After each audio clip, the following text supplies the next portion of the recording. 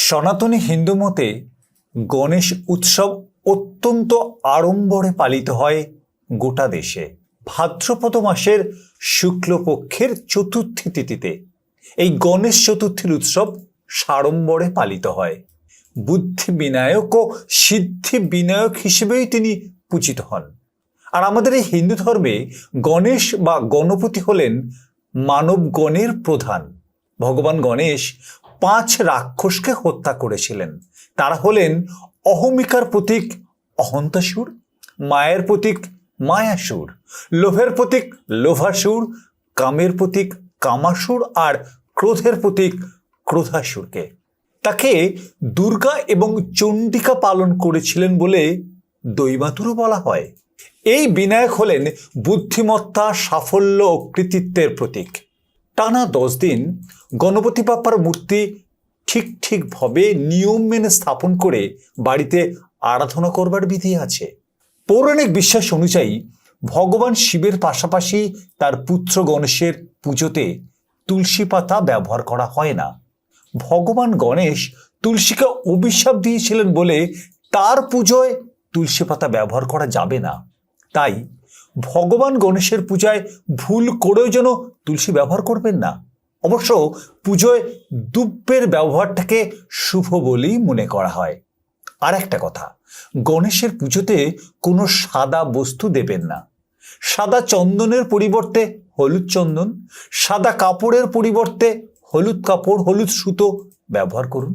গণেশের পুজোতে কেতকী ফুলের ব্যবহার করা নিষিদ্ধ, কারণ ভগবান শিব কেতকী ফুলকে অভিশাপ দিয়েছিলেন। আর হ্যাঁ, এই গণেশ পুজোয় বাসি বা শুকনো ফুল কখনোই নিবেদন করবেন না। এবার আসি গণেশ চতুর্থীর তাৎপর্য। ভারতের পৌরাণিক বিশ্বাস জানায়, যেদিন ভগবান শিব আর মা পার্বতীর পুত্র গণেশের জন্ম হয়েছিল, সেই দিনটি ছিল ভাদ্র মাসের শুক্লপক্ষের চতুর্থী। এই দিনটিকে গণেশ চতুর্থী বা বিনায়ক চতুর্থী বলা হয়। তার পুজো করলে এদিন সুখ, সমৃদ্ধি এবং শ্রীবৃদ্ধি সূচিত হয়। শিব পুরাণে ভাদ্র মাসের কৃষ্ণপক্ষের চতুর্থীকে গণেশের জন্মদিনও কিন্তু বলা হয়। গণেশ অবতারের আবির্ভাব ঘটেছিল এই শুক্লা চতুর্থীতে। ভাদ্রপদ শুক্লপক্ষের চতুর্থীতে রাতে চাঁদ দেখা নিষিদ্ধ, কারণ শাস্ত্রের বিশ্বাস আছে এই রাতে যেজন চাঁদের দিকে তাকায় সে কিন্তু মিথ্যা কলঙ্ক পায়। এবার আসি গণেশ মূর্তি প্রতিষ্ঠার নিয়ম। গণেশ চতুর্থীর সকালে স্নান সেরে বিশুদ্ধ পোশাকটা পরতে হবে আগে। কপালে তিলক কেটে নিন। এবার আসন বিছিয়ে পূব দিকে মুখ করে বসুন। কাঠের চৌকি বা গম, মুগ, জোয়ারের ওপর লাল কাপড় বিছিয়ে গণেশ মূর্তিটি স্থাপন করুন। গণেশের ডান আর বাম দিকে ঋদ্ধি সিদ্ধির প্রতীক হিসেবে একটা করে সুপুরি রাখুন। এবার আসি পুজোর নিয়মে। গণেশ চতুর্থীর সকালে বাড়ির উত্তর, পূর্ব বা উত্তর পূর্ব দিকে এই গণেশ মূর্তিকে স্থাপন করুন। গণপতি প্রতিষ্ঠার আগে পুজোর জায়গাটা খুব ভালো করে কিন্তু পরিষ্কার করে নেবেন। বেদিতে হলুদ বা লাল কাপড়টা বিছিয়ে দিন। গণেশ স্থাপনার পর নবগ্রহ, ষোড়শ মাতৃকা তৈরি করতে হবে। চৌকির পূব দিকে ঘট রেখে দক্ষিণ পূর্ব দিকে প্রদীপটা জ্বালিয়ে দিন। নিজের ওপরে জল ছিটিয়ে ওম পুণ্ডরিকাক্ষয় নমঃ এই মন্ত্রটি জপ করে গণেশকে প্রণাম করুন আর 3 বার মাথা থেকে জল ছিটিয়ে তারপর তিলক লাগান। আসন প্রদানের পর গণেশকে স্নান করান। পঞ্চামৃত স্নান করানো ভালো, আর একেবারে সম্ভব না হলে শুদ্ধ গঙ্গা জল দিয়ে তাকে স্নান করাতে পারেন। হাতে সুগন্ধ ফুল দিয়ে গণেশের ধ্যান করুন। মন্ত্র জপ করতে করতে গণেশের আবাহন এবং আসন প্রদান করবেন। পুজো শুরু থেকে শেষ পর্যন্ত ওম শ্রী গণেশায় নমঃ বা ওম গঙ্গণপতায় নমঃ মন্ত্রটি জপ করবেন। তার উদ্দেশ্যে হলুদ, চাল, চন্দন, গোলাপ, সিঁদুর, মৌলি, দূর্বা, মিষ্টি, মোদক, ফল, মালা, ফুল নিষ্ঠা করে নিবেদন করুন।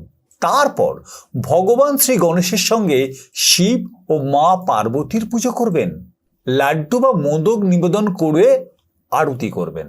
ঠিক একইভাবে টানা 10 দিন ধরে প্রত্যেক দিন সকাল সন্ধ্যায় পূজা অর্চনা, আরতি আর ভোগ নিবেদন করবেন।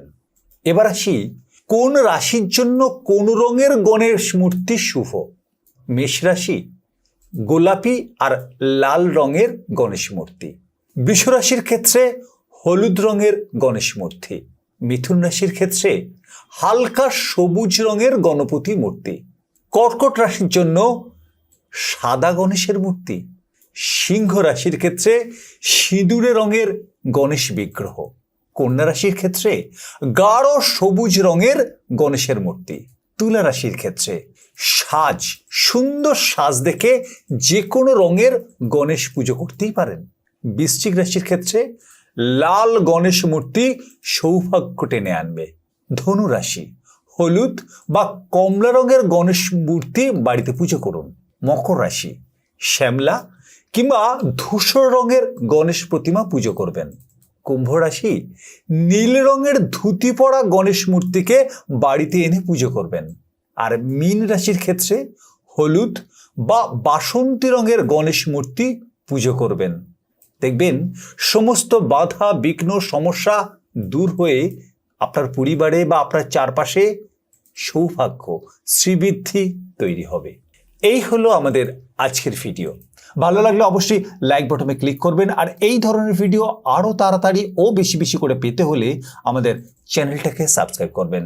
প্রত্যেকে ভালো থাকবেন। নমস্কার।